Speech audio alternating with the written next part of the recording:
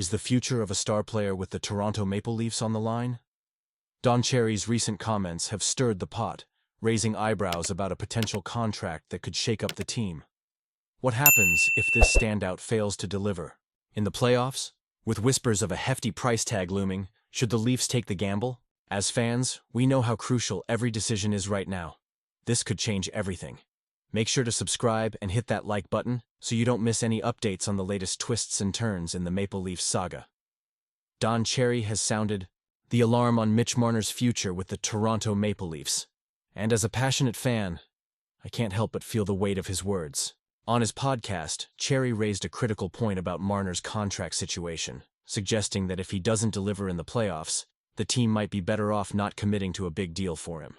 It's a perspective that's causing a stir among fans and analysts alike, and I can understand why. Marner is in a tricky spot. He's been a vital part of the Leafs roster, and while he's currently commanding nearly $11 million a year, the speculation around his next contract has him potentially earning a staggering $14 million. That's a hefty price tag, especially considering that playoff performance could dictate his value. Do you think this was the best decision? Honestly, I'm torn. Marner's talent is undeniable. His stats this season speak volumes: 16 goals and 55 assists in just 54 games. Yet, as Cherry pointed out, if Marner struggles to shine in the postseason, can the Leafs justify that kind of investment? The reality is, the salary cap is a constant cloud hanging over the team's future. The Leafs need to be strategic. If they lock Marner into a long-term deal and he doesn't show up when it matters most, it could be a monumental mistake. It's not just about his individual success. The entire franchise's future hinges on these choices. The pressure is on, not just for Marner but for the whole organization. They have to think about re-signing John Tavares and Matthew Knies too, along with potential trade acquisitions. It's a delicate balancing act, and the clock is ticking. As fans, we're all invested in this journey. We want our team to succeed, to finally break that playoff curse.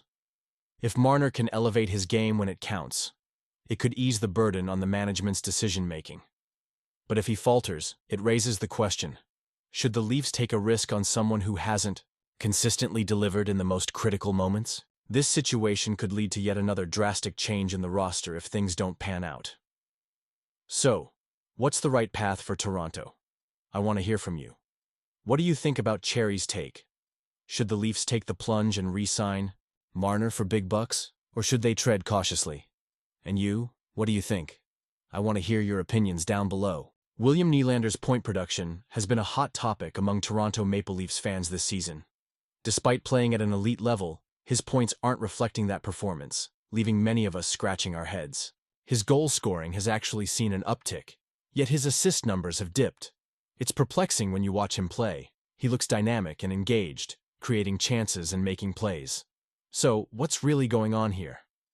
One angle to consider is the impact of Craig Berub's coaching system. Known for his more defensive and structured approach, Berube seems to have shifted the focus towards solid defense, which can limit high-scoring opportunities. We all know the Leafs are capable of putting up big offensive numbers, but under this new system, it appears they're prioritizing defensive play. Nylander thrives in a fast-paced environment, and this change in philosophy could be stifling his natural offensive instincts. But let's not forget, players like Auston Matthews, Mitch Marner, and Nylander are exceptionally talented. They should be able to score even within a more rigid system, right? Interestingly, Nylander has been creating more breakaways this season than in previous years. Does that mean he's still finding space in Berube's system? Or does it indicate that the structure is holding him back? It's a tough balance to strike. While Berube wants his stars to fit into the system, Nylander's strength lies in his ability to improvise and create on his own. Despite these struggles, Nylander has been on a scoring tear recently, showcasing his true potential. He netted his second career hat trick in a thrilling 6-3 win over the Calgary Flames, marking a significant personal milestone for him in his hometown. That game was electrifying. Over the last 8 games, he's scored 9 goals and racked up 11 points. This puts him second in the NHL with 33 goals, trailing only Leon Draisaitl. So, even if his overall points are down, he can still light the lamp when the moment calls for it.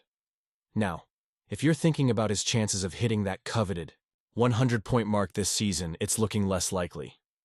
Last year, he came so close with 98 points. This season, he seems to be in a bit of a holding pattern. Is this due to the system or the players around him? It feels like a combination of both.